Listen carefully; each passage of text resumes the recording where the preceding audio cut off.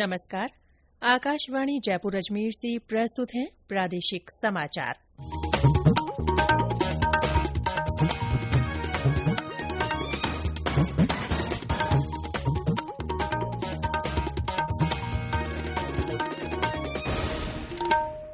मुख्य समाचार। भारतीय स्टेट बैंक की रिपोर्ट में कहा गया, भारत वर्ष 2029 तक विश्व की तीसरी सबसे बड़ी अर्थव्यवस्था बन जाएगा। पूर्व केंद्रीय मंत्री और भाजपा नेता प्रकाश जावड़ेकर आज भीलवाड़ा में प्रधानमंत्री नरेंद्र मोदी के राजनीतिक जीवन पर आधारित एक कार्यक्रम को संबोधित करेंगे। प्रदेश में राधाअष्टमी का पर्व परंपरागत श्रद्धा भाव और उल्लास के साथ मनाया जा रहा है और एशिया कप क्रिकेट टूर्नामेंट में आज भारत का मुकाबला पाकिस्तान से।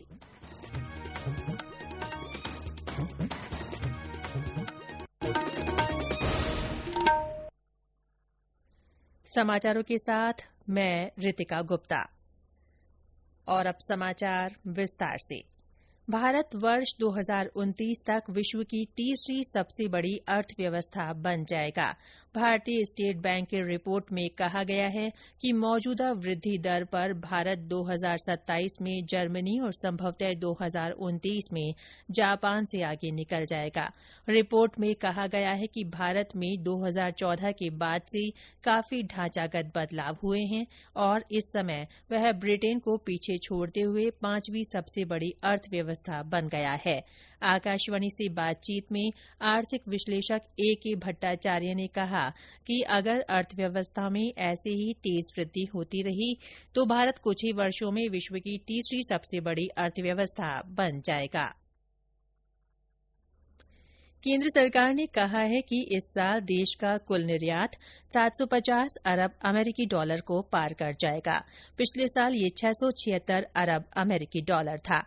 वाणिज्य सचिव बी.वी.आर. सुब्रमण्यम ने नई दिल्ली में संवाददाताओं को बताया कि इस साल माल निर्यात 450 अरब डॉलर तक पहुंचने की उम्मीद है, जबकि सेवा क्षेत्र में निर्यात 300 अरब डॉलर तक पहुंच जाएगा। केंद्रीय स्वास्थ्य और परिवार कल्याण मंत्री डॉ मनसुख मांडविया ने लोगों को अंगदान के लिए प्रोत्साहित करते हुए जन भागीदारी पर जोर दिया है। उन्होंने कहा कि केवल सरकार या गैर सरकारी संगठन लोगों को अंगदान के लिए तैयार नहीं कर सकते। डॉ मांडविया ने कल नई दिल्ली में स्वस्थ सबल भारत संगोष्ठी का वर्चुअल माध्यम से उद्घाटन करते हुए ये बात कही। इस संगोष्ठी का उद्देश्य भारत में अंग और नेत्रदान की वर्तमान स्थिति पर चर्चा करना और चुनौतियों का समाधान खोजना था। उन्होंने कहा कि अंगदान का मुद्दा देश की साझी समृद्धि की परंपरा से जुड़ा हुआ है।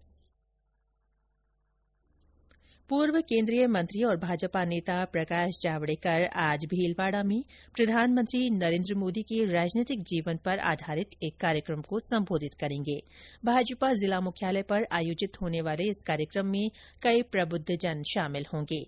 इससे पहले श्री जावड़ेकर ने कल जयपुर में मोदी एट 20 पुस्तक पर आयोजित प्रबुद्धजन सम्मेलन को भी संबोधित किया था।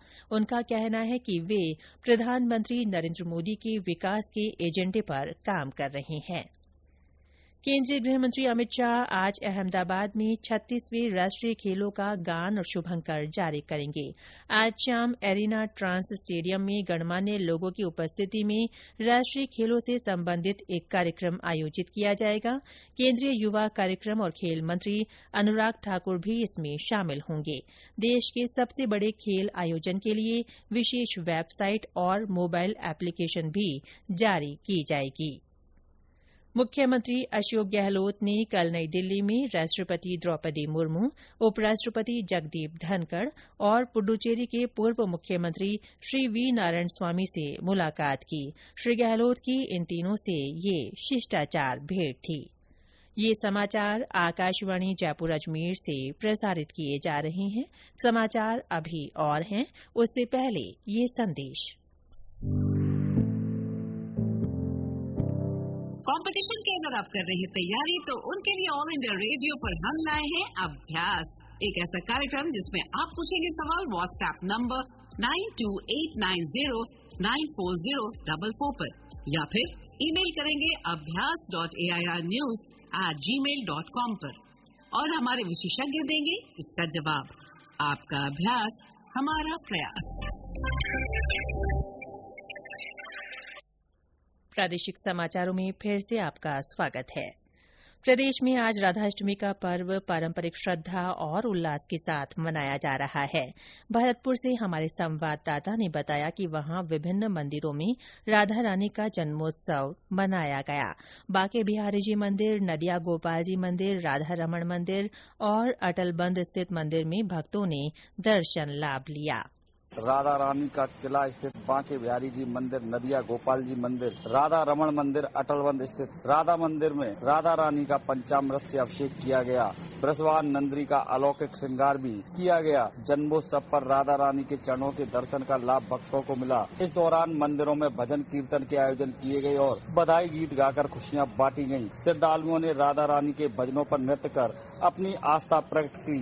नदिया गोपाल जी मंदिर पर 108 दीपकों से राधा रानी और भगवान श्री कृष्ण की आरती उतारी गई। साथ ही मंदिरों में पंचामृत और माखन मिश्री का भोग लगाकर भक्तों को वितरित किया गया। शिव कुमार वशिष्ठ, आकाशवाणी समाचार, भरतपुर। कोटा जिले में भी राधाष्टमी पर शहर के प्रमुख मंदिरों में विशेष आयोजन हो रहे हैं। फूल बिहारी मंदिर रंगबाड़ी पर शाम को फूल बंगला झांकी के दर्शन होंगे। जयपुर के गोविंद देव जी मंदिर में भी राधा रानी का अलौकिक श्रृंगार किया गया है। जोधपुर में लोक देवता बाबा रामदेव का पुण्य समाधि दिवस कल बाबा की दशमी के रूप में श्रद्धापूर्वक मनाया जाएगा। मसूरिया पहाड़ी पर स्थित बाबा रामदेव के गुरु बालीनाथ के समाधि मंदिर सहित शहर के सभी प्रमुख रामदेव मंदिरों में सुबह अभिषेक, फूल मंडली, महाआरती और जागरण कार्यक्रम होंगे। इसी के साथ ही रामदेव मेले का विधिवत समापन हो जाएगा। उधर नागौर जिले के मुंदियाड़ में आज गजानन जी का मेला भरेगा। इसमें नागौर जिले के साथ प्रदेश भर से श्रद्धालु दर्शन के लिए आएंगे। 2 दिवसीय मेले में साइकिल दौड़ होगी जो मुंदियाड़ से खरनाल तक जाएगी। इसी के साथ खरनाल में लोक देवता वीर तेजाजी के मेले का भी कल शुभारंभ होगा। बीकानेर में सेना भर्ती रैली आज से आयोजित की जाएगी। 26 सितंबर तक स्वामी केशवानंद राजस्थान कृषि विश्वविद्यालय के स्टेडियम में आयोजित होने वाली ये रैली रात 11 बजे से शुरू होगी।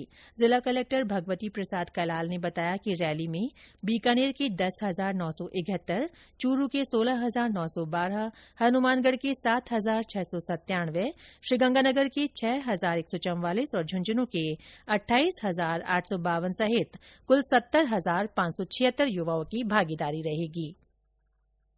सेना भर्ती स्थल और शहर में शांति तथा कानून व्यवस्था बनाए रखने के लिए कार्यपालक मजिस्ट्रेट नियुक्त किए गए हैं।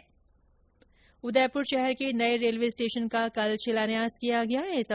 इस पर 305 करोड़ रुपए की लागत आएगी। इस स्टेशन पर विश्व स्तरीय सुविधाएं उपलब्ध होंगी। रेलवे के अतिरिक्त मुख्य अभियंता मयंक गुप्ता ने बताया कि स्टेशन के लगभग 40,000 वर्ग मीटर में 1 और 2 नंबर गेट पर रीडेवलपमेंट ऑफ स्टेशन बनेगा। इससे प्रदेश में पर्यटन को बढ़ावा मिलेगा। राजस्थान उच्च न्यायालय ने प्रोफेसर, एसोसिएट प्रोफेसर और असिस्टेंट प्रोफेसर सहित अन्य पदों की वर्ष 2015 की भर्ती को रद्द करने के राजस्थान स्वास्थ्य विज्ञान विश्वविद्यालय आरयूएचएस के निर्णय को सही माना है। अदालत ने आरयूएचएस को कानूनी प्रावधानों के अनुसार चयन प्रक्रिया और नियमित नियुक्ति करने की छूट दी है, लेकिन नियमित नियुक्तियां होने तक याचिकाकर्ताओं को सेवा में बनाए रखने को कहा है। एशिया कप क्रिकेट टूर्नामेंट में ग्रुप ए में आज भारत का पाकिस्तान से मुकाबला होगा। मैच भारतीय समय अनुसार शाम 7:30 से खेला जाएगा। आकाशवाणी से इस मैच का आंखों देखा हाल हिन्दी और अंग्रेजी में प्रसारित किया जाएगा। इससे पहले कल शारजाह में ग्रुप बी में सुपर 4 के मुकाबले में श्रीलंका का मुकाबला अफगानिस्तान से हुआ था। इसमें श्रीलंका ने अफगानिस्तान को 4 विकेट से हरा दिया था। और अंत में मुख्य समाचार एक बार फिर। भारतीय स्टेट बैंक की रिपोर्ट में कहा गया है कि भारत वर्ष 2029 तक विश्व की तीसरी सबसे बड़ी अर्थव्यवस्था बन जाएगा। पूर्व केंद्रीय मंत्री और भाजपा नेता प्रकाश जावड़ेकर आज भीलवाड़ा में प्रधानमंत्री नरेंद्र मोदी के राजनीतिक जीवन पर आधारित एक कार्यक्रम को संबोधित करेंगे। प्रदेश में आज राधाष्टमी का पर्व परंपरागत श्रद्धाभाव और उल्लास के साथ मनाया जा रहा है। और एशिया कप क्रिकेट टूर्नामेंट में आज भारत का मुकाबला पाकिस्तान से होगा। इसी के साथ प्रादेशिक समाचार बुलेटिन समाप्त हुआ। नमस्कार।